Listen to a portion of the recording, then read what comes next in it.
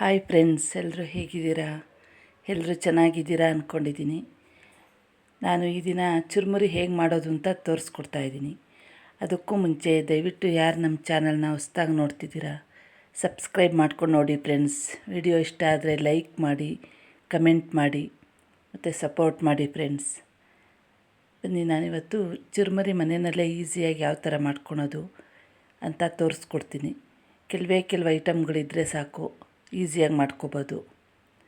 ನೋಡಿ, ನಾನೀಗ ಪುದೀನ ಚಟ್ನಿ ಮಾಡ್ಕೊತಾ ಇದ್ದೀನಿ. ಅದಕ್ಕೆ ಫಸ್ಟು ಜಾರ್ಗೆ ಪುದೀನ ಸೊಪ್ಪು, 2 ಮೆಣಸಿನ್ಕಾಯಿ ಮತ್ತು ಸ್ವಲ್ಪ ಕೊತ್ತಂಬರಿ ಸೊಪ್ಪು ಹಾಕ್ಕೊಂಡು ಇದನ್ನು ಪೇಸ್ಟ್ ಮಾಡ್ಕೊತಾ ಇದ್ದೀನಿ. ನೋಡಿ, ಸ್ವಲ್ಪನೇ ಇರೋದ್ರಿಂದ ಸ್ವಲ್ಪನೇ ಆಗಿದೆ. ಪೇಸ್ಟ್ ಮಾಡ್ಕೊತಾ ಇದ್ದೀನಿ. ಮತ್ತು ನಾನು ಸಣ್ಣಗೆ ಈರುಳ್ಳಿ, ಕೊತ್ತಂಬರಿ ಸೊಪ್ಪು ಮತ್ತು ಟೊಮೊಟೊನ ಸಣ್ಣಗೆ ಹಚ್ಚಿಟ್ಕೊಂಡಿದ್ದೀನಿ.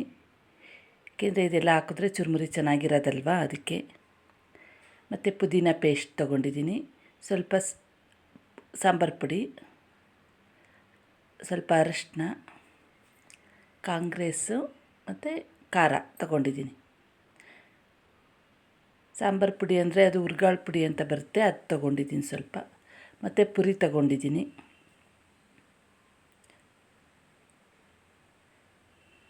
ಖಾರ ಕಾಂಗ್ರೆಸ್ ಯಾವ್ದು ಬೇಕಾದರೂ ತೊಗೋಬೋದು. ಕಾಂಗ್ರೆಸ್ ಕಡಲೆ ಬೀಜ ಬರುತ್ತಲ್ವ.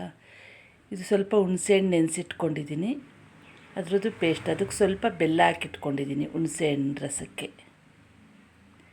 ನೋಡಿ, ಇದು ಹುಣಸೆಹಣ್ಣು ರಸ, ಸ್ವಲ್ಪ ಬೆಲ್ಲ ಹಾಕಿ ಮಾಡಿಟ್ಕೊಂಡಿದ್ದೀನಿ. ಇದೆಲ್ಲ ರೆಡಿ ಮಾಡ್ಕೊಂಬಿಟ್ರೆ 5 ನಿಮಿಷದಲ್ಲಿ ಚುರುಮುರಿ ರೆಡಿಯಾಗೋಗುತ್ತೆ.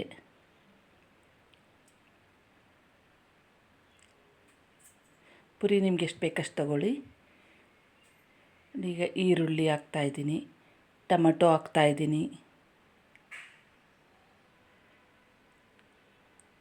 ಕೊತ್ತಂಬರಿ ಸೊಪ್ಪು ಹಾಕ್ತಾಯಿದ್ದೀನಿ, ಮತ್ತು ಅದು ಪುದೀನ ಚಟ್ನಿ ಮಾಡ್ಕೊಂಡಿದ್ನಲ್ಲ ಅದು ಹಾಕ್ತಾಯಿದ್ದೀನಿ. ಅದು ಟೇಸ್ಟ್ ಚೆನ್ನಾಗಿರುತ್ತೆ ಅದು ಹಾಕಿದ್ರೆ. ಹುಣಸೆ ರಸ ಹಾಕ್ತಾಯಿದ್ದೀನಿ. ಹುಣಸೆಹಣ್ಣು, ಸ್ವಲ್ಪ ಬೆಲ್ಲ ಮಿಕ್ಸ್ ಮಾಡಿ ಇಟ್ಕೊಂಡಿದ್ದೀನಿ. ಇದು ಸ್ವಲ್ಪ ಸಾಂಬಾರು ಪುಡಿ ಹಾಕ್ತಾಯಿದ್ದೀನಿ. ಅದು ಟೇಸ್ಟ್ ಚೆನ್ನಾಗಿ ಬರುತ್ತೆ, ಅದಕ್ಕೋಸ್ಕರ ಸ್ವಲ್ಪ ಒಂದು ಅರ್ಧ ಸ್ಪೂನಷ್ಟು ಹಾಕಬೇಕಷ್ಟೇ, ಜಾಸ್ತಿ ಹಾಕಬಾರ್ದು. ಉಪ್ಪು ಎಷ್ಟು ರುಚಿಗೆ ಎಷ್ಟು ಬೇಕಷ್ಟು ಹಾಕ್ಕೋಬೇಕು. ಏಕೆಂದರೆ ಪುರಿನಲ್ಲೇ ಫಸ್ಟೇ ಉಪ್ಪಿರುತ್ತೆ, ಹಾಗಾಗಿ ಉಪ್ಪು ಸ್ವಲ್ಪನೇ ಹಾಕ್ಕೊಳ್ಳಿ, ಉಪ್ಪು ಜಾಸ್ತಿ ಹಾಕಬೇಡಿ. ಈಗ ಕಾಂಗ್ರೆಸ್ ಹಾಕ್ತಾಯಿದ್ದೀನಿ. ಕಡಲೆ ಬೀಜ ಅಂತಾರೆ, ಕಾಂಗ್ರೆಸ್ ಅಂತಾರೆ ಈ ಕಡೆ. ಮತ್ತು ಖಾರ ಹಾಕ್ಕೊತಾ ಇದ್ದೀನಿ. ಇದೆಲ್ಲದನ್ನು ಹಾಕ್ಕೊಂಡು ಈ ಥರ ಮಿಕ್ಸ್ ಮಾಡಿದ್ರೆ ಚುರುಮುರಿ ರೆಡಿ ಆಗುತ್ತೆ. ಹೆಲ್ತಿಯಾಗಿರೋದು, ಮನೆಯಲ್ಲೇ ಮಾಡಿದ್ರೆ ಹೆಲ್ತಿಯಾಗಿರುತ್ತೆ, ಮಕ್ಕಳು ಇಷ್ಟಪಟ್ಟು ತಿಂತಾರೆ. ಮತ್ತು ಯಾವುದೇ ಕೆಮಿಕಲ್ದು ಏನೂ ಹಾಕಿರಲ್ಲ, ರುಚಿನೂ ಚೆನ್ನಾಗಿರುತ್ತೆ. ಥ್ಯಾಂಕ್ ಯು ಫ್ರೆಂಡ್ಸ್, ವಿಡಿಯೋ ನೋಡಿದ್ದಕ್ಕೆ. ವಿಡಿಯೋ ಇಷ್ಟ ಆದರೆ ಲೈಕ್ ಮಾಡಿ, ಶೇರ್ ಮಾಡಿ, ಕಮೆಂಟ್ ಮಾಡಿ. ಮುಂದಿನ ವಿಡಿಯೋದಲ್ಲಿ ಸಿಗ್ತೀನಿ.